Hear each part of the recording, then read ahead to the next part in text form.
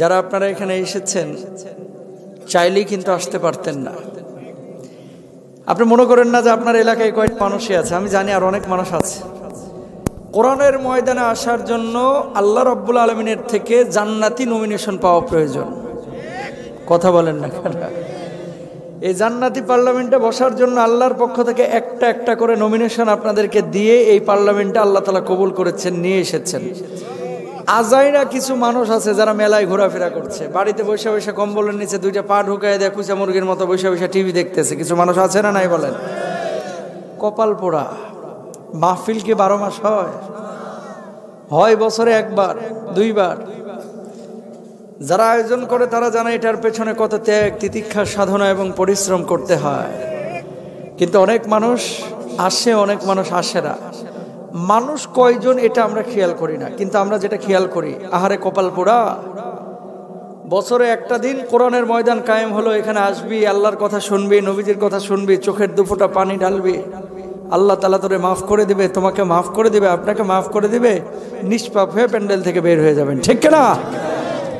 কিন্তু তারপরও কিছু মানুষ আসে না। যারা আপনারা এসেছেন, নির্বাচিত করে যে আল্লাহ নিয়ে এসেছেন, হৃদয়, মন, জবানকে উজাড় করে সমস্যারে সবাই বলে আলহামদুলিল্লাহ।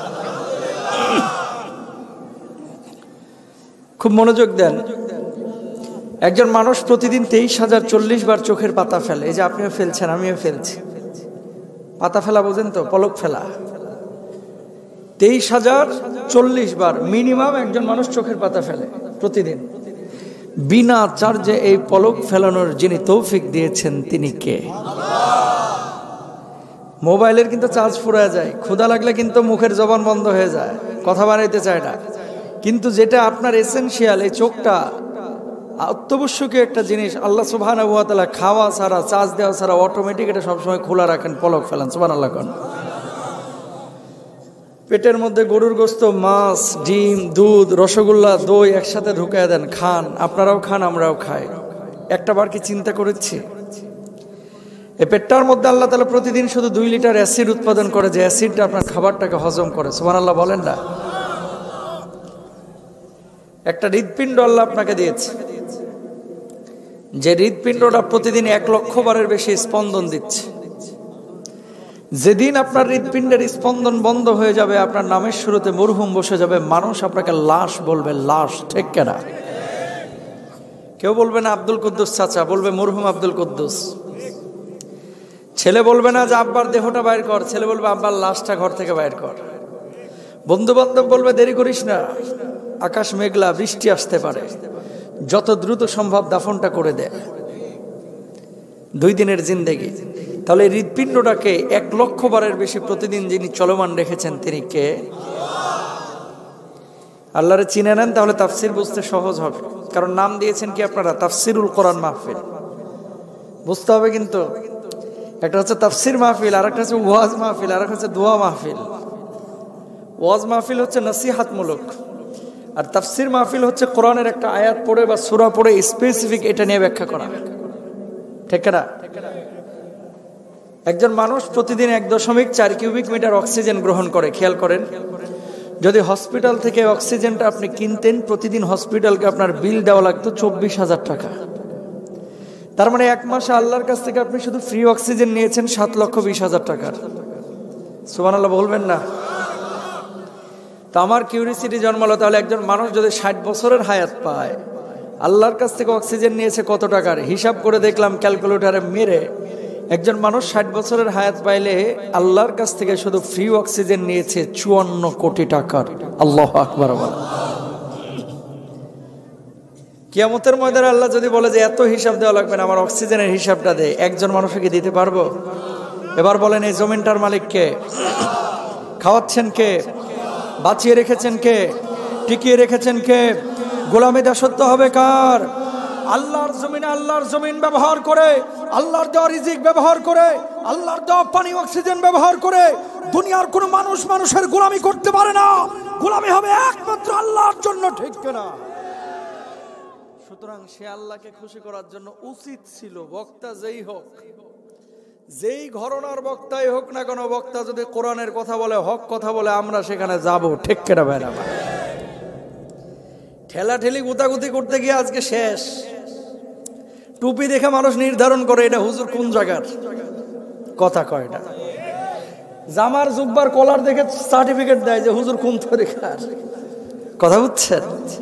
এগুলো করবেন না, উদার হন, ভালোবাসা বাড়ান। আমাদের বড় পরিচয়, আমাদের প্রথম পরিচয় আমি মুসলিম, তারপরে অন্য কিছু, ঠিক না? আপনি আওয়ামী লীগ করতে পারেন, বিএনপি করতে পারেন, জাতীয় পার্টি করতে পারেন, জাসদ বাসদ, যেই দলই করেন না কেন, যে আল্লাহরে পাইতে চায়, যে নবীরে খুশি করতে চায়, সে আমার কলিজার টুকরা, কথা কয় না? একমত সবাই? প্রিয় ভাইরা আমার, আসমান থেকে কিছু ফেরেশতা নেমে আপনাদের উপরে এখন রহমতের ডানাগুলো বিছিয়ে দিয়েছেন, বলেন সুবহানাল্লাহ। আর আমার আল্লাহ রাব্বুল আলামিন বলছেন, ফেরেশতারা আরামের ঘুমকে হারাম করে যে মানুষগুলো এই কনকনে শীতের মধ্যে খড়খটার উপরে বসে আছে, মানুষগুলো কি করে, কি বলে, কি করে, কি বলে? ফেরেশতারা তখন বলে, আল্লাহ, এই মানুষগুলো আপনার কোরআনের কথা শোনার জন্য এসেছে, এই মানুষগুলো আপনার নবীজির সুন্নাহের আলোচনা শোনার জন্য এসেছে। আল্লাহ তখন বলেন, ফেরেশতারা রে, এই মানুষগুলো কি কখনো আল্লাহ রাব্বুল আলামিন রে দেখছে? ফেরেশতারা তখন বলে, আল্লাহ রাব্বুল আলামিন যখন ফেরেশতাদেরকে বলেন যে মানুষগুলো রে আল্লাহরে দেখছে, কয় আল্লাহ জীবনে দেখে নাই, চর্মচক্ষু দিয়ে আপনারা দেখাও সম্ভব না, না দেখে আপনার গোলামি দাসত্ব স্বীকার করেছে। আল্লাহ তখন বলে, এই মানুষগুলো যদি দেখতো তাহলে কি করতো? আল্লাহ আপনার গোলামি, আপনার দাসত্ব বেশি বেশি করতো। এবার আল্লাহ বলেন, এই মানুষগুলো কি চাই, এই মানুষগুলো কি চাই? ফেরেশতারা তখন জবাব দেয়, আল্লাহ, এই মানুষগুলো জাহান্নামের আযাব থেকে মুক্তি পেতে চায়, আল্লাহ এই মানুষগুলো জান্নাত পেতে চায়।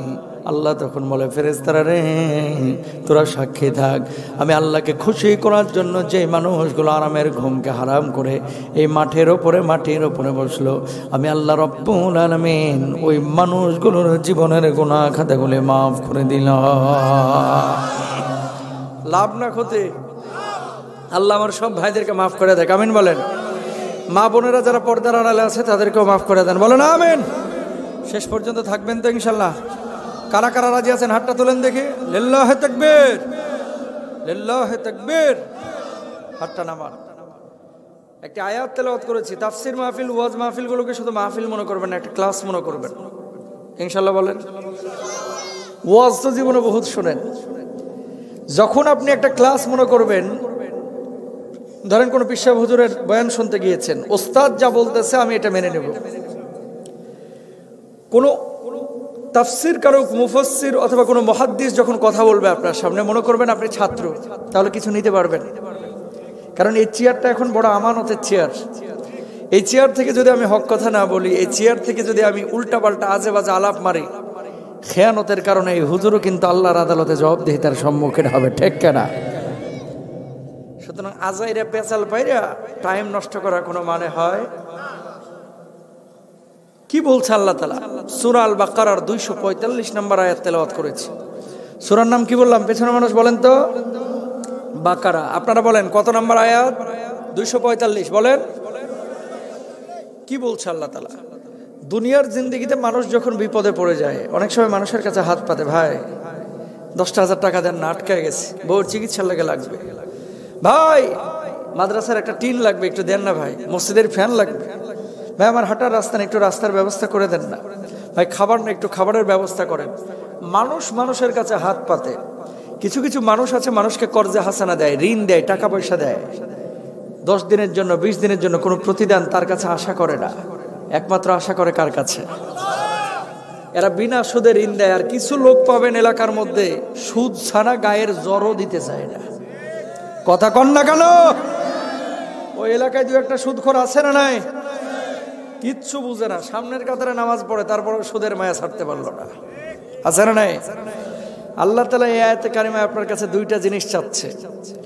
অনেক সময় আমরা বলি যে আমার বাপ মা যদি কোনো জিনিস চায়, ঋণ করে হলেও সে বাপ মাকে আমি এটা দিব, বাপ মার আকাঙ্ক্ষা পূরণ করব, তার প্রয়োজনটা মেটাবো। বাপ মার চেয়ে তো বহুগুণ প্রিয় আমার আল্লাহ সুবহানাহু ওয়া তাআলা। আল্লাহ আপনার কাছে কোনো জিনিস চাইলে দিবেন না? হুজুর কি বলেন? যদি জীবনটাও চাই, বুকটা ফাড়া, হৃৎপিণ্ডটা বাইর করে কলিজাটা আল্লাহর সামনে উপস্থাপন করব, ঠিক না? এরকম চেতনা যদি কলিজায় থাকে জানতে হবে আপনার ইমানের পাওয়ার আছে, আর যদি না থাকে ইমানের পাওয়ার কি বলছে আল্লাহ তাআলা? রব্বুল আলামিন বলছেন মা দাল্লাযী ইউকরিদুল্লাহা করদান হাসানান ফায়ুদাইফাহু লাহু আদআফান কাসীরা ওয়াল্লাহু ইয়াকবিদু ওয়া ইয়াবসুতু ওয়া ইলাইহি তুরজাউন।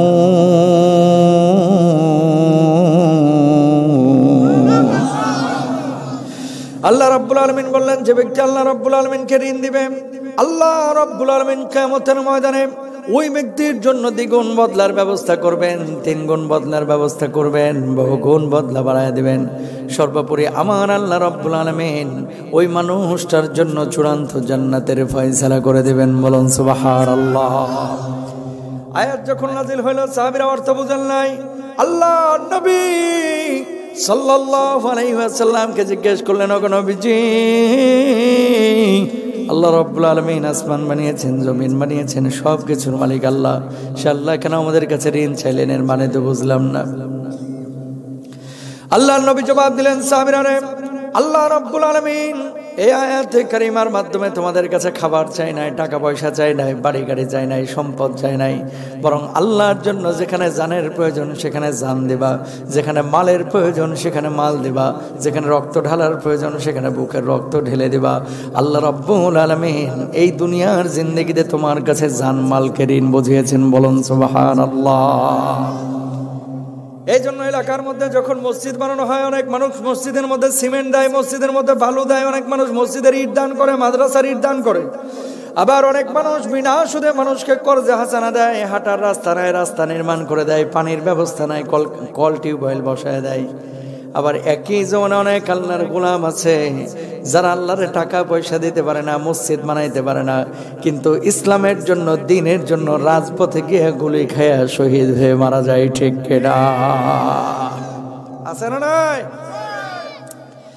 বাংলা জমিনে কিছু মানুষ আছে যারা আল্লাহ রাব্বুল আলামিনের জন্য টাকা পয়সা দিয়ে আল্লাহরে ঋণ দিচ্ছে, আর ফিলিস্তিনের মুসলমানরা আজকে জীবন দিয়ে আল্লাহরে ঋণ দিচ্ছে। কথা কন না? ঠিক কিনা?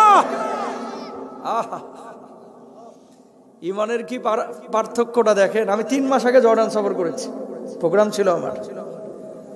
জর্ডানের 60% মানুষ ফিলিস্তিনের। ফিলিস্তিনি খিমা শরণার্থী শিবিরে গেলাম, যাওয়ার পরে এদের মতো কয়েকটা বাচ্চারা জিজ্ঞেস করলাম, বাবা বড় হয়ে কি হতে চাও? আমাদের বাচ্চাদেরকে জিজ্ঞেস করলে কি বলে? ডাক্তার হব, ইঞ্জিনিয়ার হব, হাফেজ হব, আলেম হব। এদের মতো বাচ্চাদের জিজ্ঞেস করলাম বড় হয়ে কি হবা? আমাদের স্বপ্ন একটাই, মসজিদুল আকসাকে কাফের মুক্ত করব। আল্লাহু আকবার বলবেন না? কেন বললাম কথাটা? ইমানের পার্থক্য আছে না নাই? অথচ আপনার পাশাপাশি খেয়াল করেন, এলাকার মধ্যে 60 বছর, 65 বছর, 50 বছর, 80 বছর, 75 বছর হয়ে গেছে, চাচা 5 ওয়াক্ত নামাজ পড়েছে, রোজা করেছে, হজ করেছে, যাকাত দিয়েছে, অন্তরের মধ্যে এখন পর্যন্ত শাহাদাতের তামান্নাই তৈরি হয় নাই। ঠিক কিনা? আয়াত যখন নাজিল হইল, খেয়াল করেন, এই আয়াতের ব্যাখ্যার মধ্যে ইবনে কাসির রাহিমাহুল্লাহ উল্লেখ করছেন, কিয়ামতের ময়দানে আল্লাহ রাব্বুল আলামিন এক শ্রেণীর মানুষকে দাঁড় করাবেন। ওই মানুষগুলো উদ্বিগ্ন থাকবে, উত্তেজনা কাজ করবে, আমার কি হয়, আমার কি হয়, কি আল্লাহ রাব্বুল আলামিন আমার মাফ করবে কিনা, জান্নাত দিবে কিনা। এই মানুষগুলোকে আমার আল্লাহ রাব্বুল আলামিন বলবে, গোলাম, ওই যে দরজাগুলো দেখতে পাচ্ছিস, এই দরজাগুলো কিসের দরজা? মানুষগুলো তখন বলবে, আল্লাহ, এই দরজাগুলো তো জান্নাতের দরজা। আল্লাহ রাব্বুল আলামিন তখন বলবে, জান্নাতে যাইতে মন চাই। ও আল্লাহ, জান্নাতে যাওয়ার জন্য তো আমরা উদ্গ্রীব আছি, জান্নাতে যাইতে তো মন চাই। জান্নাতে যাওয়ার জন্য 33 বছর নামাজ পড়েছি, 40 বছর নামাজ পড়েছি। ও আল্লাহ, জান্নাতে যাওয়ার জন্য 50 বছর নামাজ পড়েছি। আল্লাহ রাব্বুল আলামিন তখন মানুষগুলোকে বলবেন, গোলাম, যা যা যা, জান্নাতের যেই দরজা দিয়ে খুশি সেই দরজা দিয়ে আল্লাহর জান্নাতে চলে যা। বলুন সুবহানাল্লাহ। এবার মানুষগুলো অবাক হয়ে যাবে আর বলবে, আল্লাহ, দুনিয়ার জিন্দেগিতে কেমন কাজ করেছিলাম যার জন্য আজকে জান্নাতের ফয়সালা করলেন। আল্লাহ রাব্বুল আলামিন তখন বলবে, দুনিয়ার জিন্দেগিতে তুই আমার জন্য খাবারের ব্যবস্থা করেছিলি, আমার জন্য ঘর নির্মাণ করেছিলি, আমার জন্য হাঁটা চলাচলের রাস্তা নির্মাণ করেছিলি, আমার জন্য পানির ব্যবস্থা করেছিলি, আমি অসুস্থ হয়েছিলাম আমার সেবা দিয়েছিলি, আমার জন্য বুকের রক্ত দিয়েছিলি, আমার জন্য জান দিয়েছিলি। এবার মানুষগুলো বলবে, আল্লাহ দুনিয়ার জিন্দেগিতে কোনোদিন আপনার দেখা পাই নাই, কিভাবে আপনারা খাবার দিলাম, কিভাবে আপনারা ঋণ দিলাম, কিভাবে আপনারা সেবা করলাম। আল্লাহ তখন জবাব দিবে, তোর বাড়ির পাশে যে অসুস্থ মানুষটা ছিল তার যে সেবা করেছিস, এই সেবাটাকে আমি আল্লাহ নিজের সেবা হিসেবে গ্রহণ করেছি। অভুক্তকে খাবার দিয়েছিস, এই খাবারটা আমি আল্লাহ রব্বুল আলামিন নিজের খাবার হিসেবে গ্রহণ করেছি। সুবহানাল্লাহ। ওই মানুষটা বিপদগ্রস্ত হয়েছিল, তারা 20,000 টাকা বিনা সুদে ঋণ দিয়েছিলি, ওই ঋণটাকে আমি আল্লাহ রাব্বুল আলামিন নিজের ঋণ হিসেবে গ্রহণ করে আমি আল্লাহ রাব্বুল আলামিন আজকে তোদের জন্য চূড়ান্ত জান্নাতের ফয়সালা করে দিয়েছি। লাভ না ক্ষতি? টাকা আল্লাহর নবী বলছে, কোনো মানুষ যদি কোনো মানুষকে কিছু টাকা পয়সা দেয়, ধরেন 1,000 টাকা দিল, খেয়াল করেন, আচ্ছা না, বিপদে পড়ে আপনি হাত পেতেছেন, ভাই 10,000 টাকা দেন, 1,000 টাকা দেন, আগামী রোববার আসরের পর পরে দিয়ে দিব, সময় দিলেন ধরেন 7 দিন, কথার কথা 7 দিন পরে আপনি টাকাটা নিবেন, বিনা সুদে তারা ঋণ দিচ্ছেন। আল্লাহর নবী সাল্লাল্লাহু আলাইহি ওয়াসাল্লাম বলছেন, এই 7টা দিন যে তার কাছে টাকাটা দিয়ে ঋণ হিসাবে রাখলো, এই 7 দিনে প্রতিদিন 1,000 টাকা করে দান করলে যে পরিমাণ সওয়াব হতো, আল্লাহ রাব্বুল আলামিন তার আমলনামায় সেই সওয়াবের ব্যবস্থা করে দেবেন। এরপরে নবীজি কি বলছেন, যদি ওই ব্যক্তি অক্ষম হয়ে যায়, যে রোববারে দিতে পারলো না, ভাই আমি বিপদে আছি, আমার আর 5টা দিন সময় দেন, আপনি তখন মায়া জন্মাইলো, যা আর 5টা দিন বাড়ায় দিলাম। আল্লাহর নবী বলতেছে, এখন 1,000 টাকা করে না, প্রতিদিন 2,000 টাকা আল্লাহর রাস্তায় খরচ করলে যে সওয়াব হইতো, আল্লাহ তাআলা সেই আমলনামায় সেই সওয়াবের ব্যবস্থা করবে।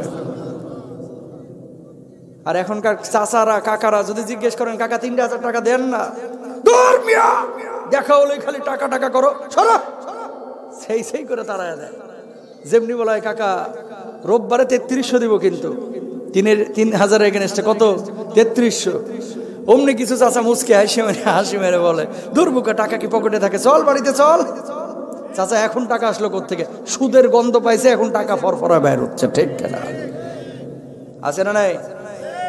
এবার আসেন, আয়াত যখন নাজিল হইল, তার পরের দিন আবু বকর রাদিয়াল্লাহু তাআলা আনহু দাঁড়ানো কোণা থেকে একজন ইহুদি ঠেস মেরে মেরে কথা বলছে। ঠেস মেরে কথা বুঝেন তো? দেখবেন কিছু মানুষ আগে দাড়ি রাখতো না, এখন দাড়ি রাখা শুরু করছে। উল্টা পাল্টা কিছু লোক আছে এলাকায় যারা নিজেরা সৎ কাজ করে না, আর একজন যে সৎ কাজ করতেছে এটাকেও সমর্থন করে না, বাঁকা চোখে দেখে। আপনি দাড়ি রাখছেন না, কিছু লোক বলবে যে কিরে, এ তো আগে ক্লিন শেপ ছিল, এখন দাড়ি রাখা শুরু করছে, কি জামাত শিবির টিবিরে যোগ দিছে কিনা? কথা বলেন, আছে না নাই? আগে টাকনুর নিচে কাপড় পরতে, এখন উপরে পড়া শুরু করছে, হ্যাঁ মতি গতি তো ভালো দেখতেছি না, হেফাজত বা জেএমবিতে যোগ দিল কিনা, এরকম কথাবার্তা কিছু চামার মার্খা লোকজন বলে, কি বলে না বলেন? বোরকা পরতো না, এখন মহিলা বোরকা পরা শুরু করছে, কি গো ভাবি উমরা করে আইছেন নাকি? ঠেস মেরে কথা বলে। এরা নবীর দুশ্মন, এরা আল্লাহর দুশ্মন, ঠিক কিনা ভাইরা আমার? এই দাড়িটা কিন্তু নবীজির সুন্নাহের দাড়ি, এই টুপি কিন্তু নবীজির সুন্নাহের টুপি, এই জুব্বা কিন্তু নবীজির সুন্নাহের জুব্বা। সুতরাং কেউ যদি বলে দাড়িটা নবীর, এই দাড়িকে কেউ যদি বলে জঙ্গির দাড়ি, টুপিকে কেউ যদি বলে জঙ্গির টুপি, জুব্বাকে কেউ যদি বলে জঙ্গির জুব্বা, এগুলো পরে 1000বার জঙ্গির তকমা নিতে রাজি আছি, আল্লাহর কসম নবীজির গলায় ছুরি চালাইতে রাজি না, ঠিক কিনা? মানুষ কি বলতেছে এটা মুমিন কখনো দেখবে না। মুমিন দেখবে যে আমার কোরআন কি বলছে, আল্লাহ কি বলছে। কথা কন ঠিক কিনা? আবু বকর দাঁড়ানো কোণা থেকে ইহুদি ঠেস মারতেছে, কি গো আবু বকর, শুনলাম গতদিন নাকি একটা আয়াত নাজিল হয়েছে, শুনলাম তোমার আল্লাহ নাকি ঋণ চাইছে তোমার কাছে। কে বলতেছে? ইহুদি। হ্যাঁ চাইছে। তোমার মুহাম্মদ সাল্লাল্লাহু আলাইহি ওয়াসাল্লাম এতদিন বললো যে আল্লাহ আসমান বানাইছে, জমিন বানাইছে, সব কিছুর মালিক তোমার আল্লাহ, এই আল্লাহ দেখে আবার ঋণ চাই, তার মানে আবু বকর তোমার আল্লাহ একটা ফকির। জোরে সোরে কর নাউজুবিল্লাহ। একবার বলছে, দ্বিতীয়বার আবার বলছে তোমার আল্লাহ ফকির। এমনি আবু বকর হাতটা তুলে বলতেছে, আমারে গালি দিচ্ছিস দে, আমার বাপ মারে গালি দিতে চাইলে দে, আল্লাহর কসম আর একটাবার আমার আল্লাহর ফকির মিসকিন বলবি, আয়াতের অপব্যাখ্যা করে আমি আবু বকর কিন্তু হাত গুটায় বসে থাকবো না। আল্লাহু আকবার। আল্লাহর গালি দিলে কলিজা আগুন জ্বলে না? আবার বলছে তোমার আল্লাহ ফকির, ওই আয়াতের অপব্যাখ্যা, মানজাল্লাযী ইউকরিদুল্লাহ করদার হাসানা। এবার যাইবি কই, ডান হাতটা তুলে আবু বকর কইসে একটা থাপ্পড় বসায় দিস। এবার ইহুদি গালের মধ্যে হাত দিয়া আল্লাহর নবী বিশ্বনবী সাল্লাল্লাহু আলাইহি ওয়াসাল্লামের কাছে গেলেন। যাওয়ার পরে বললেন, ওগো মুহাম্মদ সাল্লাল্লাহু আলাইহি ওয়াসাল্লাম, কি শিখান আপনি সাহাবীদেরকে, কি শিখান? আপনার সাহাবীরা তো ইহুদি ধরে ধরে মারে। কে মারছে? ধরে কয় আপনার আবু বকর মারছে। আল্লাহর নবী বললেন, আমি বিশ্বাস করি না, আমি বিশ্বাস করি না। তুই যদি ওমরের ব্যাপারে বলতিস আমি বিশ্বাস করতাম, আলীর ব্যাপারে বললেও বিশ্বাস করতাম, ওসমানের ব্যাপারে বললে বিশ্বাস করতাম, আবু বকরের ব্যাপারে বিশ্বাস করি না। কারণ আবু বকরের নতুন করে চিনি না, নরম মেজাজের আবু বকরকে অনেক আগ থেকে আমি চিনি। সে আমার হিজরতের সাথী। আবু বকর অন্যায়ভাবে কখনো কোনো মানুষরে মারতে পারে না। বলুন আল্লাহু আকবার। ডাকেন ডাকেন আপনার আবু বকর রে। আল্লাহর নবী ডাকলেন, আবু বকর কি শুনলাম, কি শুনলাম, তুমি নাকি ইহুদিরে থাপ্পড় বসাইছো? ওগো নবীজি, এই জালেম এমন একটা অন্যায় করেছে, তার কারণে তার মারতে বাধ্য হয়েছে। কি অন্যায় করেছে? একবার না, দুইবার না, তিনবার আয়াতের অপব্যাখ্যা করে আল্লাহরে ফকির মিসকিন বলেছে। কোন আয়াতের অপব্যাখ্যা করেছে? সূরা বাকারা 245 নম্বর আয়াত, যেটা গতদিন নাজিল হয়েছে। আল্লাহ যে আমাদের কাছে ঋণ চেয়েছে, ঋণের কথাটাকে সে অপব্যাখ্যা করে ফকির মিসকিন বলছে। আল্লাহর নবী, এই জন্য আমি তারে মারছি। কিরে ইহুদি, তুই নাকি আমার আল্লাহর গালি দিয়েছিস? কয় না না না, আবু বকর মিথ্যা কথা বলতেছে, আমি সত্য বলতেছি, আপনার আল্লাহর গালি দিই নাই। আল্লাহর নবী বললেন, আবু বকর কি শুনলাম, কি শুনলাম, তুমি নাকি মিথ্যা কথা বলছো। আবু বকর জবাব দিলেন, ওগো নবীজি, ঈমান আনার পর থেকে আবু বকরের জবান দিয়ে কোনোদিন মিথ্যা কথা বাইর হয় নাই। আমি সত্য কথা বলছি। হিজরতের পরে প্রথম সাক্ষী তো আমি দিয়েছিলাম, স্বীকৃতি আপনারা আমি দিয়েছিলাম। আপনি তো আমার সিদ্দিক উপাধি দিয়েছিলেন। বলুন সুবহানাল্লাহ। আবু বকর যেহেতু স্বীকার করছে না, তুমি কি কোনো সাক্ষী হাজির করতে পারবা? ইয়া রাসূলুল্লাহ, ওই জায়গায় কোনো সাক্ষী ছিল না, ছিলাম আমি আর ছিল ইহুদি। আর দেখেছেন আল্লাহ, তো কেউ দেখে নাই, সাক্ষী আমি হাজির করতে পারবো না। নবীজি চিন্তায় পড়ে গেলেন, যদি বিচার না করে গোটা মদিনায় ছড়াইয়া দিবে জালেমটা। নবী নিজের লোক দেখে বিচার করে নাই, ঠিক কিনা? চিন্তায় পড়ে গেছে নবীজি, কি করব? বিচার যদি না করি গোটা মদিনায় এই বদমাইশটা ছড়ায় দিবে। মোহাম্মদ সাল্লাল্লাহু আলাইহি ওয়াসাল্লাম কিসের ইনসাফের কথা বলে? উনি নিজের লোক দেখে আবু বকরের কিচ্ছু কয় নাই। আবু বকর, সাক্ষী যদি তুমি হাজির করতে না পারো, একটা বিচার তো আমার করতে হবে। যেমনি তুমি ওর একটা থাপ্পড় বসাইছো, তোমার গায়ে হাত তুলুক, একটা থাপ্পড় মেরে দেখ, শোধবোধ হয়ে যাক। আবু বকর জবাবটা কি দিচ্ছে দেখেন, ইয়া রাসূলুল্লাহ, আল্লাহর গালি দেওয়ার কারণে ওরা আমি মারছি, এটা যদি আমার অন্যায় হয়ে থাকে, ও আমার থাপ্পড় কেন, আমার জীবনটা নিয়ে চলে গেল, আল্লাহর কসম আবু বকরের কলিজায় বিন্দু মাত্র কষ্ট থাকবে না, কষ্ট থাকবে না। মুমিন তো এমনই হওয়া চাই, ঠিক কিনা? এবার আবু বকর বললেন, ইয়া রাসূলুল্লাহ, আপনি বলেন তারে মারতে, কোনো সমস্যা নাই, ও যা করুক। আল্লাহর নবী ইহুদিকে বললেন, ও ইহুদি, যেইভাবে আবার আবু বকর তোরে মারছে, ওইভাবে একটা থাপ্পড় বসায় দে, শোধবোধ হয়ে যাক। ইহুদি এবার রেডি হচ্ছে, আজকে তোর একদিন কি আমার একদিন। কইসা থাপ্পড় মারবে, কার গালে? আবু বকরের। আর শাজিম থেকে দেখছেন কে? আরো আসতে কোন আল্লাহর নামটা? আল্লাহ কি দেখেন না? জিবরিল আমিন আল্লাহ ডাক দিয়েছেন, ও জিবরিল আমিন। আল্লাহ যখন জিবরিল আমিনকে ডাকলেন, ডাকার পরে বললেন, দেখ দেখ দেখ, দুনিয়ার জিন্দগিতে আমার হাবিব কি বিচার করছে, দাঁড়ায় আছিস কেন? মুহূর্তের মধ্যে আমার হাবিবের কাছে যা, আর বল বল আবু বকরের পক্ষে দুনিয়ার কোনো সাক্ষীর প্রয়োজন নাই, আবু বকরের পক্ষে দুনিয়ার কোনো সাক্ষীর প্রয়োজন নাই। আমি আল্লাহ রব্বুল আলামিন আরশ আজিম থেকে আবু বকরের পক্ষে সাক্ষী হয়ে গেলাম। জিবরিল আমিন নবীজির কাছে মুহূর্তের মধ্যে এসে হাজির। আল্লাহর নবীকে বললেন, ইয়া রাসূলুল্লাহ, কি বিচার আপনি করছেন, কি বিচার আপনি করছেন? আল্লাহ রাব্বুল আলামিন কিন্তু আর শাজিম থেকে সব কিছু দেখছেন। ইহুদির সামলান, ইহুদির হাতটা যেন আবু বকরের গালটা স্পর্শ না করে, আল্লাহ কিন্তু রেগে যাইব। আর আপনি যে বিচার করছেন, সাক্ষী খুঁজছিলেন, আবু বকর সত্য কথা বলেছে, ইহুদি মিথ্যা কথা বলেছে, আল্লাহ বলে পাঠিয়েছেন আবু বকরের পক্ষে দুনিয়ার কোনো সাক্ষীর প্রয়োজন নাই। স্বয়ং আল্লাহ রাব্বুল আলামিন আর শাজিম থেকে আবু বকরের পক্ষে সাক্ষী হয়ে গেছে। ওগনবীজি নেন আয়াত, লাকাদ সামিআল্লাহু কাওলাল্লাযীনা ক্বালু ইন্না আল্লাহা ফাকীরুন ওয়া নাহনু আগনিয়া।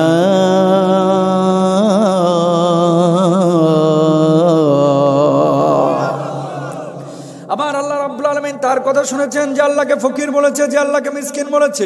আমার আল্লাহ ফকির না, আমার আল্লাহ মিসকিন না। যারা আমার আল্লাহকে ফকির মিসকিন বলে, দুনিয়াতে আখিরাতে এই মানুষগুলো সবচাইতে বড় বড় ফকির মিসকিন, ঠিক কিনা? আবু বকর তো আপনার আমার চাইতে নামাজ একটু কম পড়তো, বেশি না কম? রোজা কম করতো না বেশি? ও মুসলমান, নামাজ পড়া যেমন ফরজ, রোজা করা যেমন ফরজ, হজ করা যেমন ফরজ, এই কোরআনুল কারীমে আল্লাহ তাআলা বলেছে তদ্রূপ ভাবে আল্লাহ রাসূলের সম্মান ইজ্জত রক্ষা করা প্রত্যেকটা মুসলমানের উপরে ফরজ, ঠিক কিনা ভাই আমার? কিন্তু কিছু হুজুর পাবেন বাংলাদেশে এবং কিছু আওয়াম মানুষও পাবেন, ইসলামী আন্দোলন নিয়ে কোনো কথা বলে না, দিন কায়েমের কোনো বিষয় নিয়ে কথা বলে না, কোরআনের আইন বাস্তবায়ন নিয়ে কোনো কথা বলে না। হুক্কুর আক্কুর করে ফিনল্যান্ডে নবীজিকে কটাক্ষ করা হয়, সুইডেনে কোরআনে আগুন দেওয়া হয়, হুজুররা মিছিল করে, একটু শরীক হয় না। কই এটা মোল্লা মুন্সিদের কাজ, আমি তো নামাজ পড়ি, তুমিও মুনাফিক। কথা বলেন ঠিক কিনা? যারা মুরিদ আছেন আপনারা খানকায় যাবেন, ওখানে যে পীর সাহেবের হক কথাগুলোকে বাস্তবায়নের জন্য তালিম নেবেন, কোনো সমস্যা নাই। কিন্তু যখন ময়দানে আসবেন, রাজপথে বীরের মতো কাজ করতে হবে, ঠিক কিনা? খালি হুক্কুর হাক্কুর করলে প্রকৃত বান্দা হওয়া যাবে? আবু বকরকে নবীজি পাশাপাশি বসে, আবু বকর, জান্নাতের কিছু দরজা আছে, যে দরজাগুলো হচ্ছে জিহাদের দরজা, মুজাহিদদের ডাকবে এদিক দিয়ে জান্নাতে যাও। কিছু দরজা আছে মানে নামাজিদের ডাকবে যে এদিক দিয়ে আমার ভিতর দিয়ে জান্নাতে যাও। কিছু জান্নাতের দরজা আছে রোজাদারদের ডাকবে আমার ভিতর দিয়ে জান্নাতে ঢুকো। আবু বকর বলছে, ইয়া রাসূলুল্লাহ, এমন কি কোনো ব্যক্তি নাই যে ব্যক্তিটাকে জান্নাতের সব দরজাগুলো নিয়ে কাড়াকাড়ি করবে যে আমার ভেতর দিয়ে আসো, আমার ভেতর দিয়ে আসো? পাঁচ ভাই, বাপ বাড়িতে বেড়াইতে আইছে, ধরেন পাঁচ ভাইয়ের বাড়ি গুলশানে, এখন বুড়া বাপ মাগুরা শ্রীপুর থেকে গেছে গুলশানে, পাঁচ বেটার বাড়ি আজকে বেড়াবো। পোলাপান সবাই রেডি এয়ারপোর্টে বা ওই যে রেল স্টেশনে বা বাস স্ট্যান্ডে, যে আব্বা আমার বাড়িতে চলো, আব্বা আমার বাড়িতে চলো, আমার বাড়িতে চলো। মানে পাঁচ ছেলের ভালোবাসায় বাপের প্রতি আছে, হয় কি হয় না? হয়। আবু বকর বলতেছে, এমন কি কোনো মানুষ নাই যে মানুষটাকে জান্নাতের সব দরজাগুলো ডাকবে? আল্লাহর নবী বলছে, সেই মানুষ যদি থাকে সেটা হচ্ছে আমার আবু বকর আছে। জোরে বলেন না সুবহানাল্লাহ। যারে নিয়ে জান্নাতের সব দরজাগুলো কি করবে? কাড়াকাড়ি করবে। একজন মানুষের আমলটা কি পরিমাণ উন্নত হলে তার পক্ষে সাক্ষী দেয় স্বয়ং কে? প্রিয় ভাইরা আমার, আব্দুল্লাহ ইবনে মাসউদ রাদিয়াল্লাহু তাআলা আনহু খেয়াল করেন, আল্লাহর নবী সাল্লাল্লাহু আলাইহি ওয়াসাল্লামের পাশে বসা এমন সময় নবীজিকে তিনি জিজ্ঞেস করে বসলেন, আইয়ুদ্দামবি আকবারু ইনদাল্লাহ, ওগো নবীজি, আল্লাহর কাছে সবচাইতে নিকৃষ্ট গুনাহ কোনগুলো? আল্লাহর নবী জবাব দিলেন, দুনিয়ার জিন্দেগিতে তিনটা গুনাহ আছে, যেই তিনটা গুনাহ সবচাইতে নিকৃষ্ট গুনাহ, এর চাইতে নিকৃষ্ট কোনো গুনাহ নাই। কবিরা গুনাহের মধ্যে প্রধান রাইস গুনাহ হচ্ছে এই তিনটা গুনাহ। কয়টা? আরো জোরে, এই পেছনের মানুষ বলেন কয়টা? যত গুনাহ আছে পৃথিবীর মধ্যে, এই গুনাহ সমূহের মধ্যে এই তিনটা গুনাহ হচ্ছে সবচাইতে নিকৃষ্ট গুনাহ। হাতটা জোর করে বলি, এটা এমন একটা হাদিস, যে হাদিসটা নবীজি মুখ দিয়ে উচ্চারণ করেছে, খেয়াল করেন, নবীজি মুখ দিয়ে উচ্চারণ করেছে, উচ্চারণ করার সাথে সাথেই মৌমাছির মতো গুনগুন আওয়াজ শুরু হয়ে গেছে, মানে জিবরিল আমিন ওহী নিয়ে হাজির। সুবহানাল্লাহ কন না? মানে হাদিসটার সমর্থনে আল্লাহ তাআলা সূরা ফুরকানের সম্ভবত 68-69 নম্বর আয়াত নাজিল করে দিয়েছে। সুবহানাল্লাহ বলেন। নবীজির মুখের কথা। আল্লাহর নবী জবাব দিলেন, পৃথিবীর বুকে সবচাইতে নিকৃষ্ট গুনাহ হচ্ছে আল্লাহ তোমারে বানাইছে অথচ আল্লাহর সঙ্গে তুমি কাউরে শরীক করলা। আল্লাহ তোমারে বানাইছে অথচ আল্লাহর সঙ্গে তুমি কাউকে শরীক করলা। এর চাইতে নিকৃষ্ট গুনাহ আর নাই। দুনিয়ার জিন্দেগিতে হাত জোর করে বলি ভাই, জীবনে এই সমস্ত পাপের সঙ্গে কখনো সম্পৃক্ত হয়েন না। শিরিক যদি করেন, নামাজ পড়বেন 33 বছর, 40 বছর নামাজ পড়বেন, 50 বছর নামাজ পড়বেন, একটা নামাজও কবুল হবে না। কিয়ামতের ময়দানে ইবনে কাসির রাহিমাহুল্লাহ উল্লেখ করছেন কোন আয়াত, খেয়াল করেন। এমন কিছু মানুষ কিয়ামতের ময়দানে দাঁড়াবে, যে মানুষগুলো 33 বছর 40 বছর নামাজ পড়েছে, 45 বছর নামাজ পড়েছে, হাসতে হাসতে কিয়ামতের ময়দানে উঠছে। কে আমাদেরকে ঠেকায়? আজকে তো বিনা হিসাবে আল্লাহর জান্নাতে যাব। আল্লাহ যখন আমলগুলো চেক করতে বলবে, ফেরেশতারা বলবে, আল্লাহ এই মানুষগুলো নামাজ পড়েছে, রোজা করেছে, হজ করেছে, যাকাত দিয়েছে, আবার পীরের দরবারে গিয়ে সেজদাও দিয়েছে, মাজারের গিয়ে হুক্কুর হাক্কুর করছে, শিরকি কাজে লিপ্ত হয়েছে, মানুষের আপনার ওয়াহদানিয়াত একত্ববাদের সাথে অন্য কাউকে শিরিক করেছে, মূর্তি পূজা করেছে। আল্লাহ এদের ব্যাপারে কি করব? আল্লাহ তখন বলবে, এদের নামাজগুলো কবুল হয় নাই, এদেরকে শিকলে বেঁধে বেঁধে জাহান্নামের মধ্যে নিক্ষেপ কর। পাঞ্জা মুড়া দিয়ে যখন শিকলে হাতগুলো বেঁধে ফেলা হবে, মানুষগুলো তখন বলবে, আল্লাহ দুনিয়ার জিন্দগিতে 33 বছর 40 বছর নামাজ পড়লাম, নামাজগুলো আমাদের গেল কই, প্রতিদানটা গেল কই? আল্লাহ তখন জবাব দিবে, খেয়াল করেন, লা ইন আশরাকতা লা ইয়াহবাতান্না আমালুকা ওয়া লা তাকুনান্না মিনাল খাসিরিন।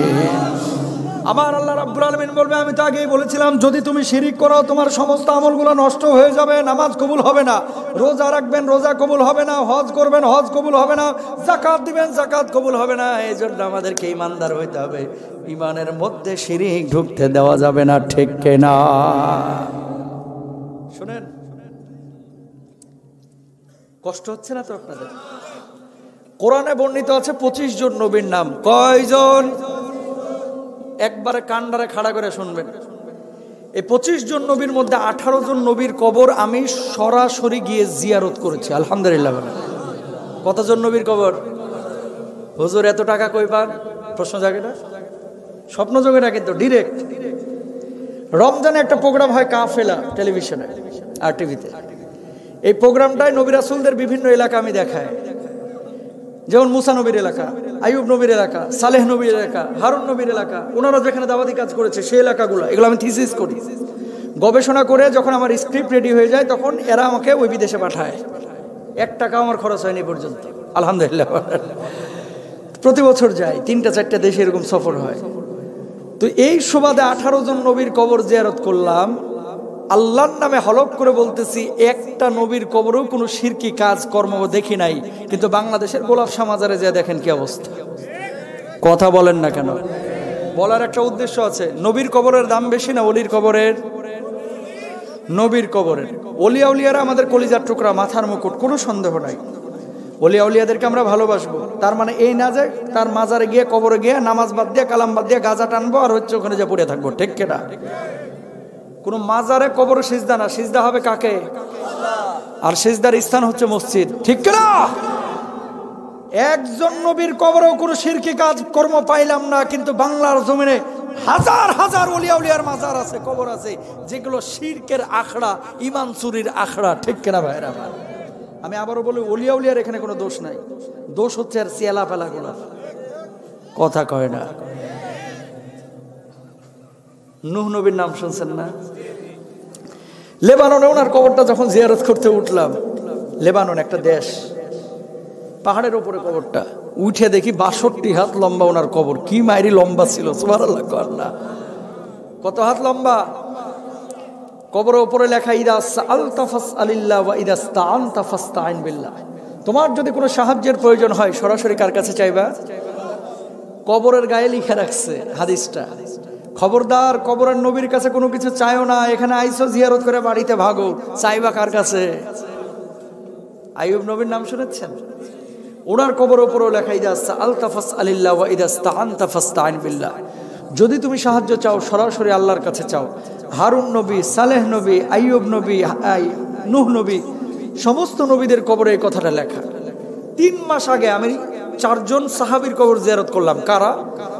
1 নম্বর হচ্ছে যায়েদ বিন হারেসা, জর্ডানে ওনার কবর, ওই যে মুতার যুদ্ধে গিয়ে শহীদ হয়েছিলেন। 2 নম্বর হচ্ছে জাফর বিন আবি তালেব।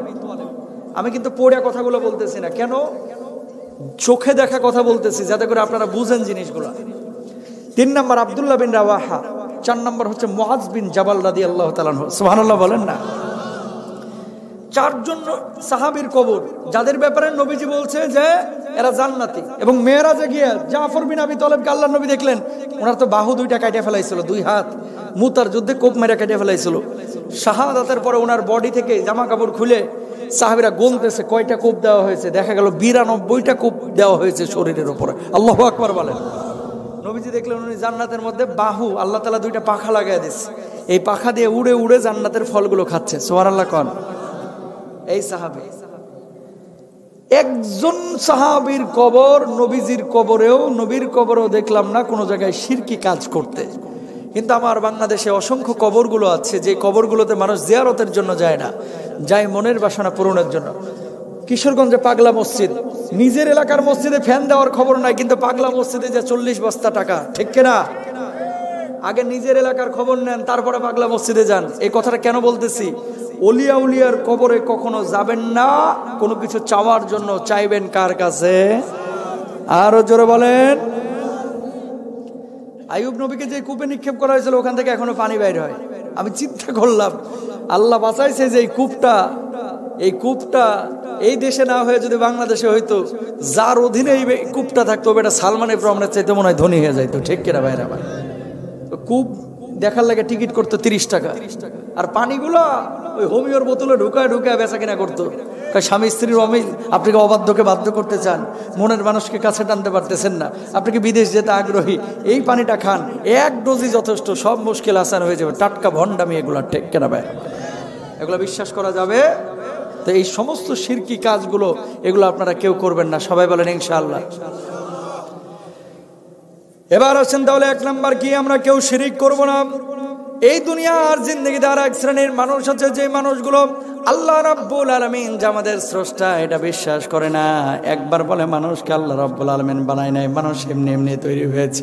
আর একবার মূর্তি পূজা করে এই মূর্তিগুলো মানুষরে বানাইছে। আবার বলে যে মানুষ বানর থেকে লেজ পইরা পশম পইরা মানুষ হয়ে গেছে, এরকম বলে কি বলে না? আল্লাহ রাব্বুল আলামিন কি বলছেন খেয়াল করেন, وَلَقَدْ خَلَقْنَا الْإِنسَانَ مِنْ سُلَالَةٍ مِنْ طِينٍ।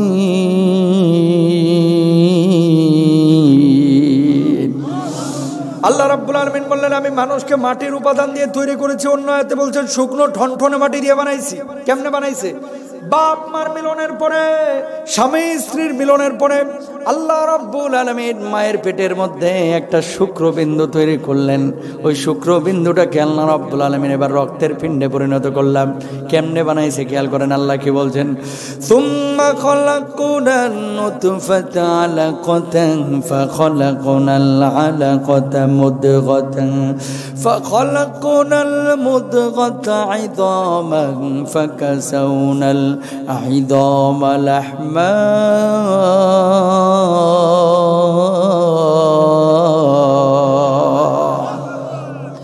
আল্লাহ রাব্বুল আলামিন বললেন তোর বাপ মার মিলনের পরে আমি আল্লাহ রাব্বুল আলামিন তোর মায়ের পেটের মধ্যে, অন্ধকার পেটটার মধ্যে একটা শুক্রবিন্দু তৈরি করলাম। তারপরে ওটারে রক্তের পিণ্ডে পরিণত করলাম।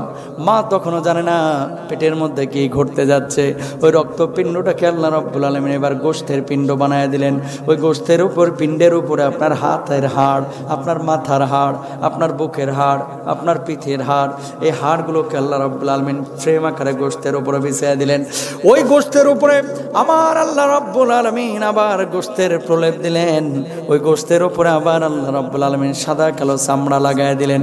সাদা কালো চামড়া লাগাইয়া সুন্দর আকার আকৃতি দিয়ে আমার আল্লাহ রাব্বুল আলামিন আপনারা বানাইলেন। বলুন সুবহানাল্লাহ। এখানেও কিন্তু ব্যাখ্যা আছে। অনেক সময় দেখবেন বাপ মা কালো, সন্তান হয়ে গেছে ফর্সা। আবার অনেক সময় দেখবেন বাপ মা ফর্সা, সন্তান হয় কালো। আছে না নাই? দেখছেন না? বাপ মা সুন্দর কিন্তু ছেলে হয়ে গেছে কালো। কেন? ইবনে কাসির রাহিমাহুল্লাহ বলছেন এই যে ব্যক্তিটার বাপ মা সুন্দর কিন্তু ছেলে তার বাপ মার চেহারা পায় নাই, জানতে হবে যে তার বাপের বাপ অথবা তার বাপ অথবা বাপের মা অথবা তার মা, দাদা পরদাদা পরমা, দাদি, এই সমস্ত জেনেটিক্যালি একটা বিষয় থাকে। হয়তোবা তুমি দেখো নাই, তোমার 5 প্রজন্ম আগে এর মতো একজন ছিল। বলুন আল্লাহু আকবার। এবার বলবেন যে হুজুর তাহলে বাপ মার মতো কেন হয় সন্তানগুলো? এটারও ব্যাখ্যা আছে। বিশেষ মুহূর্তে যদি বাপেরটা আগে বের হয়ে যায় তাহলে সন্তান হবে বাপের মতো। যদি মায়েরটা আগে বের হয়ে যায় তাহলে সন্তান হবে মায়ের মতো। বলুন সুবহানাল্লাহ।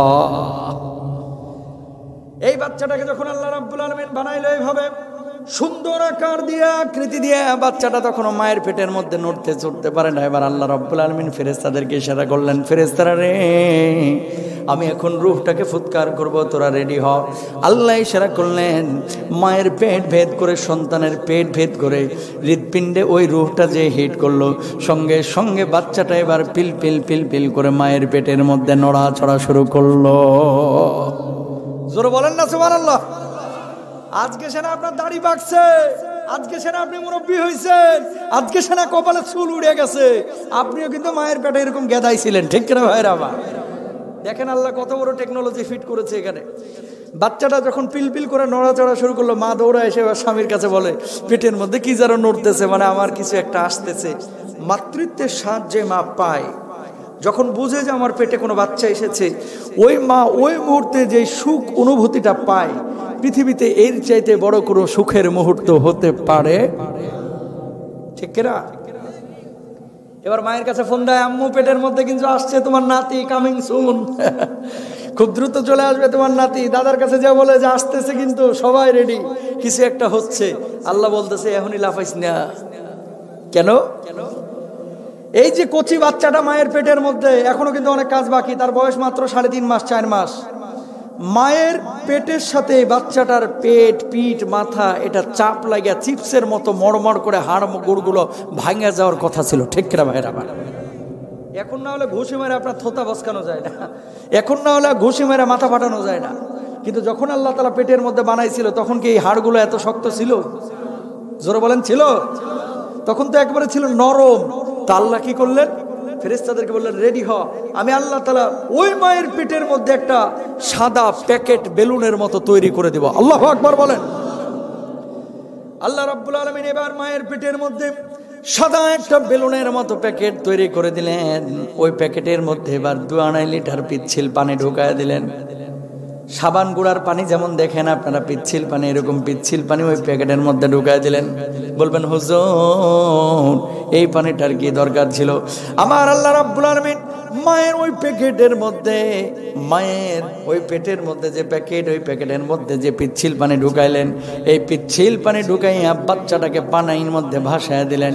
এবার মা ডানে যায়, বাচ্চাটা বামে চলে আসে, মা বামে যায়, বাচ্চাটা ডানে চলে আসে। মা বসে, বাচ্চা উপরে এসে ঘাপটি মেরে বসে থাকে, মা দাঁড়ায়, বাচ্চাকে নিচে গিয়ে বসে থাকে। আল্লাহ রাব্বুল আলামিন এবার মায়ের হায়েজের রক্তটাকে বন্ধ করে সন্তানের নাড়ির সঙ্গে মায়ের নাড়িটাকে মিলায় দিলেন। বাচ্চা, তাদের তো খাবার দাবার দেওয়া লাগবে, কারণ কি পেটের মধ্যে সেও তো নড়াচড়া করে। আল্লাহ রাব্বুল আলামিন তখন মায়ের খাবারের একটা অংশকে সিদ্ধ করে আল্লাহ রাব্বুল আলামিন মায়ের হায়েজের রক্ত বন্ধ করে ওই নাড়ির ভেতর দিয়ে সন্তানের নাড়ির মধ্য দিয়ে পেটে খাবার সরবরাহ করেছে। টেকনোলজি কার? ওই জোরে কর না, পেছনে ওরে ঘুমায় না, জোরে কর। তো এই যে বানরের বাচ্চাগুলো যে বলে যে মানুষকে আল্লাহ বানায় নাই, ডারউইনের মতবাদ, মানুষ বানর থেকে লেজ পরে পশম করে মানুষ হয়ে গেছে। আমাদের কথা হচ্ছে এর বাপ দাদা বানর হইতে পারে, আমগো না। কথা কন না কেন? যারা বলে যে মানুষকে আল্লাহ বানায় নাই, মানুষ বানর থেকে হইছে, এর বাপ দাদা বানর হইতে পারে, আমগো না, ঠিক কিনা? যারা এই আকীদা লালন করে, আল্লাহর কসম, এগুলো কাফের কাফের কাফের কাফের, ঠিক কিনা? কারণ কি আমরা ব্রিটিশ লয়ের পক্ষে না কোরআনের লয়ের পক্ষে?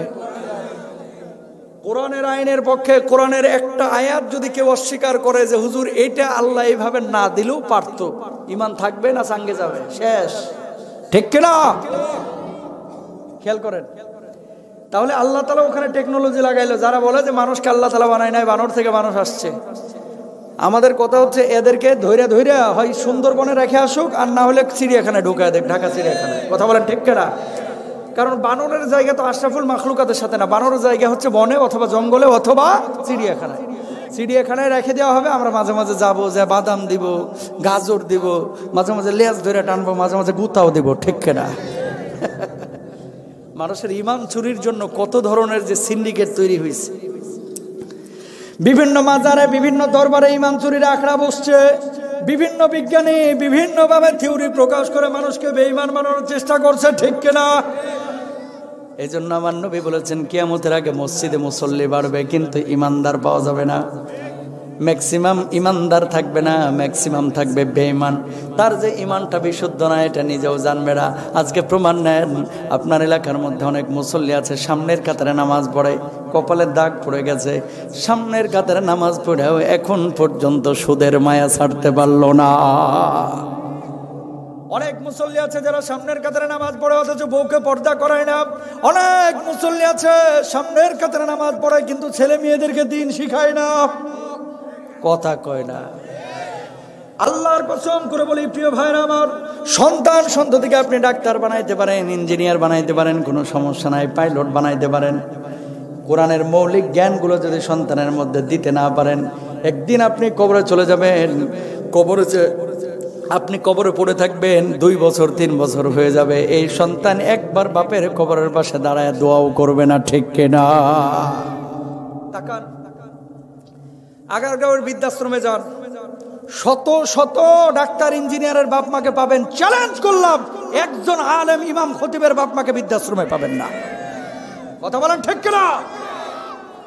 একজন আলেম আমার বাপ মাকে পাবেন না। কেন পাবেন না? আলেম জানে আমার বাপ আমার মা আমার জান্নাত, ঠিক কিনা?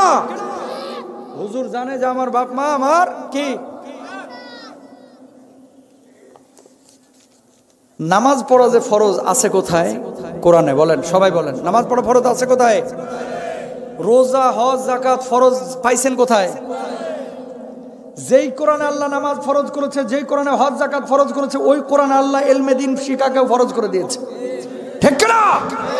যেই কোরআনে নামাজ রোজা হজ যাকাত আল্লাহ ফরজ করেছে, ওই কোরআনে আল্লাহ বলছে নামাজ পড়ার পরে, শিরিক না করার পরে, আল্লাহর ইবাদতের পরে তোর প্রথম দায়িত্ব হচ্ছে তোর বাপ মার খেদমত করা। সুবহানাল্লাহ। নামাজ পড়া ফরজ এটা জানে, কিন্তু বাপ মার খেদমত করা ফরজ এটা মানতে নারাজ। এটা জানে না অনেক মানুষ।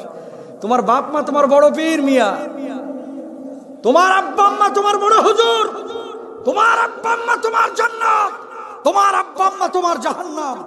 বাপ মাকে খেদমত করো, জান্নাতে অটো যাইতে পারবা নামাজ কালাম ঠিক থাকলে।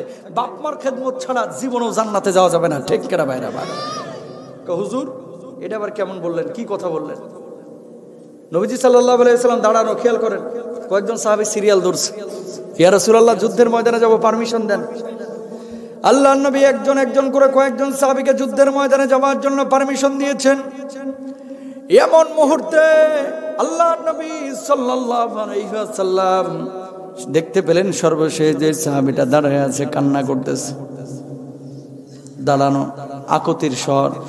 ওগো নবীজি, ওদেরকে জিহাদের ময়দানে যাওয়ার পারমিশন দিলেন, আমারও পারমিশন দেন। আল্লাহর নবী বললেন ঘরের মধ্যে কে আছে? কয় আল্লাহর নবী আমার বুড়ি মা আছে। কয় খেদমত করার মতো কেউ আছে? কয় নাই। তো জিহাদে যাচ্ছিস কেন? কয় আল্লাহর মাল আল্লাহই সামলাবে, ওরা যে যুদ্ধের ময়দানে যাচ্ছে আমি তো সব থেকে বঞ্চিত হবে, এই জন্য মাকে বাড়ির মধ্যে রেখে আমি জিহাদের ময়দানে যাচ্ছি। আল্লাহর নবী বললেন না না, ওরা জিহাদের ময়দানে যাচ্ছে, ওরা যাক, তোরে পারমিশন দিলাম না, তুই তোর মায়ের খেদমত কর ঘরের মধ্যে গিয়া। এবার সাহাবী বললেন ওগো নবীজি, ওই মানুষগুলো যে জিহাদের ময়দানে গেল ওরা তো অনেক সওয়াব পাবে, আমি তো সেই সওয়াব পাবো না। আল্লাহর নবী জবাব দিলেন, ওরা জিহাদের ময়দানে যুদ্ধ করে যে সওয়াব পাবে, আল্লাহ রাব্বুল আলামিন তোর বুড়িমার খেদমত করার কারণে তোর আমলনামায় সেই সওয়াবের ব্যবস্থা করে দিবে। চিন্তা করা যায়, চিন্তা করা যায়। এই সাইড টক এত করা যাবে না, কিন্তু কনসালটেশন ব্রেক হয় বারবার, নয়েজ করেন না। জিহাদের ময়দানে নবীজি বলল তোর যাওয়ার দরকার নাই, তোর মায়ের কাছে যা, তোর মায়ের খেদমত কর। এই পৃথিবীর বুকে নিঃস্বার্থ আপনাকে কেউ ভালোবাসে না ভাই। যখন পকেটে মাল থাকবে দেখবেন বন্ধু বান্ধবের অভাব নাই, কথা বলেন না কেন? টাকা যদি দুইটা বাইরে যায় আপনার, অনেক সময় দেখবেন ধনীরা বিয়ের সাথে যখন করে, একই আত্মীয়, একই গোষ্ঠীর মধ্যে অটো চালক আছে, সিএনজি চালক আছে, ভ্যান চালক আছে, বড় লোকের বিয়া, নিজ আত্মীয় স্বজন যেগুলো গরিব এগুলোর আগে দাওয়াত দেয় না, আগে যেগুলো ধনী এগুলোর আগে দাওয়াত দেয়, কথা বলেন ঠিক কিনা? আর গরিবগুলোর বলে কি রাস্তায় দেখা, ওই তোর বোনের বিয়ে আইস, মন চাইলে আইস। আর যেটা ধনী বান্ডেল দিতে পারবে, ভাবি না আসলে কিন্তু দুঃখ পাবো, কথা কন না কেন?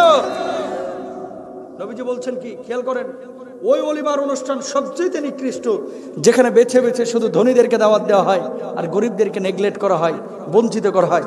এই জামানা খেয়াল করেন ম্যাক্সিমাম অনুষ্ঠানগুলোতেই দাওয়াতের পাল্লা ভারী, যার মাল আছে পকেটে ভারী, ঠিক কেটা? কেন? ওই গরিব মানুষটা গেলে তো নিয়ে যাবে কাঁচের প্লেট, আর এই বউ ধনী মানুষটা গেলে নিয়ে যাবে 5,000 বা 7,000 10,000। যে কথা বলছিলাম, পকেটে পয়সা থাকলে বন্ধুর অভাব নাই, পকেটে পয়সা থাকলে মানুষ আপনাকে সালাম কালাম করে, পকেটে পয়সা থাকলে মসজিদের সভাপতিও হওয়া যায়, পকেটে পয়সা থাকলে মাহফিলের সভাপতিও হওয়া যায়। যদি আপনাদের মাহফিলে নাই, আপনাদের মাহফিলের সভাপতি আলেম হাফেজ, আমি অত্যন্ত খুশি হয়েছি, আলহামদুলিল্লাহ বলেন। অনেক সময় দেখবেন বেনামাজি, জীবনেও নামাজ পড়ে না, হয়তো জুমার নামাজে আসে অথবা ঈদের নামাজে আসে, এরা মসজিদ কমিটির সভাপতি বানায় রাখে। যেটা নামাজ পড়ে না এটা আবার মসজিদ কমিটির সভাপতি হয় কিভাবে? ঠিক কেনা? টাকা দিয়ে কমিটি হওয়া যাবে না। কি সভাপতির যোগ্যতা কি? এখানে 200 বস্তা সিমেন্ট দিছিল, এলে সভাপতি না। এলাকার মধ্যে সবচেয়ে বেশি তাকওয়াবান যেটা, আল্লাহ ভীরু যেটা, সুদ মুক্ত, ঘুষ মুক্ত, জেনা মুক্ত জীবনযাপন করে যেটা, সে হবে মসজিদ কমিটির সভাপতি। ঠিক কেনা? প্রিয় ভাইরা আমার, আপনার এলাকার কথা বলতেছি না, অনেক এলাকায় আছে এরকম কমিটির মধ্যে ঢুকে গেছে, এগুলো খেয়াল রাখতে হবে। আর আপনি যখন কমিটি হয়ে গেছেন, মসজিদ কমিটি, আপনাকে বুঝতে হবে যে আল্লাহ যে আমার গোটা এলাকার মানুষগুলোর মধ্যে আমার যে মসজিদ কমিটির দায়িত্ব দিয়েছে, তার মানে আল্লাহ আমার নির্বাচিত করেছে। সুবহানাল্লাহ কর না? তাহলে তাকেও নামাজ পড়া দরকার আছে না নাই? আছে। প্রিয় ভাইরা আমার, যেখান থেকে কথাটা বললাম, বাপ মা আপনার বড় পীর, বাপ মা আপনার জান্নাত, বাপ মা আপনার জাহান্নাম। আল জান্নাতু তাহতা আকদামিল উম্মাহাত, মায়ের পায়ের নিচে সন্তানের বেহেশত। বলুন সুবহানাল্লাহ। কেউ ভালোবাসে না ভাই, নিঃস্বার্থ যদি কেউ ভালোবাসে আপনারে, আপনার মা, আপনার মা, আপনার মা, এরপর আপনার বাপ, আর কেউ না। আপনি জেলে যান, কয়জন বন্ধু পান? আহা, বাপ মা বড় দামি জিনিস ভাই, যখন জীবিত থাকে মানুষ বুঝে না। যেদিন মারা যাবে, এই বুড়া মানুষগুলোর মতো আপনিও একদিন হবেন। বাপ মা মারা যাবে, পকেট ভরা টাকা আসবে, কিন্তু বাপ মারা আর পাবেন না, সেদিন পাবেন না। আহা, মা শীতকালে হাঁস খেতে পছন্দ করত। এক কমিটি আমার মসজিদের মমিন সিংয়ের এসে হাত ধরে আমার কাঁদতেছে, আমার হাত ধরে। বললাম কেন কান্দেন? হুজুর, বাপ যখন জীবিত ছিল ভ্যান চালাইতাম, ভ্যান। বাপ গোস্ত খাইতে চাইছিল, তখন গোস্তের দাম মাত্র 150-200 টাকা কেজি, তাও কিনে খাওয়াইতে পারি নাই হুজুর। এক পোয়া গোস্ত আমি ময়মনসিংহ বাজার থেকে নিয়ে সাইকেলে করে যাচ্ছে। আব্বা অসুস্থ মানুষ ছিল, ছোট ভাই আরেক সাইকেল নিয়ে দৌড়া এসে বলতেছে গোস্ত কার লাগে নিতেছে। তো ছোট ভাইয়ের উদ্বেগ দেখে বুঝে গেছে যে কিছু একটা হয়ে গেছে। আব্বা তো নাই, আব্বা দুনিয়া থেকে বিদায় নিয়ে চলে গেছে। কাঁচা গোস্ত প্যাকেটের মধ্যে হাত। হুজুর, এরপর থেকে আমি গোস্ত খাই না। গোস্তটা সামনে আসলে আমার খালি বাপের কথা মনে পড়ে, গরুর গোস্তের কথা বলতেছে। হুজুর, আজকে আল্লাহ তাআলা আমার এমন সামর্থ্য দিয়েছে, কিছু জায়গায় জমি কিনা ছিল, দাম বাড়তে বাড়তে এখন আমি কোটিপতি হয়ে গেছি। বাপটা যদি আজকে জীবিত থাকতো, বাপরে প্রতিদিন একটা খাসি খাওয়ানোর যোগ্যতা আমার আছে, কিন্তু বাপ তো হুজুর নাই, কি করব? আমি বললাম বাপের বন্ধু বান্ধবের খেদমত করেন, বাপের জন্য দান সাদাকা করেন, এরকম হয়তো বা আপনিও এক সময় টাকাওয়ালা হবেন, বুড়া বাপটারা আর পাবেন না। কথা বলেন না কেন? আরে মা, সেই তো মা। ঢাকা থেকে যখন আপনি আসেন, অনেকে আপনার ব্যাগের দিকে তাকায়, আপনার মা আপনার মুখের দিকে তাকায়। আহা, আপনার মা, খেয়াল করেন, ছোট্ট একটা মুরগি রান্না করেছে, 4 ভাই মিলে জোহরের নামাজের পরে গপ গপ করে পুরো গোস্তগুলো খেয়ে ফেলছে। আসরের আগে মা এক টুকরা আলু আর একটু ঝোল দিয়ে ভাত খেয়ে উঠে যায়। একটা বারো মা বলে না যে কিরে বাজান, আমার জন্য কেন এক টুকরা গোস্ত রাখলি না? এর নাম মা, এর নাম মা। ঠিক কেনা?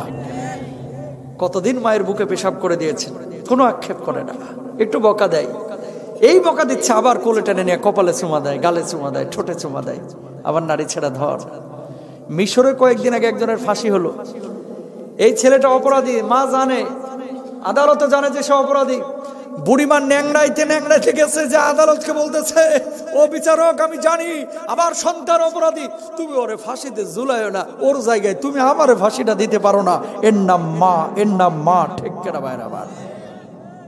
মারে কষ্ট দিয়ে না। আর এই যে বাপরা, আপনি তো শীতকালে ঘুমায় থাকেন, এই বুড়া মানুষগুলো থরথর করে কাঁপতে কাঁপতে মাঠে চলে যায়। আপনাকে সুখে রাখার জন্য তার জীবনের সব শখ আহ্লাদ বিসর্জন দিয়েছেন বাবা। ম্যাক্সিমাম বাপ আমার দেশের ঈদের সময় দেখবেন নতুন জুতা জামা কিনে দেয় সন্তানদের। জিজ্ঞেস করে দেখেন, আব্বা তুমি কিনবা না?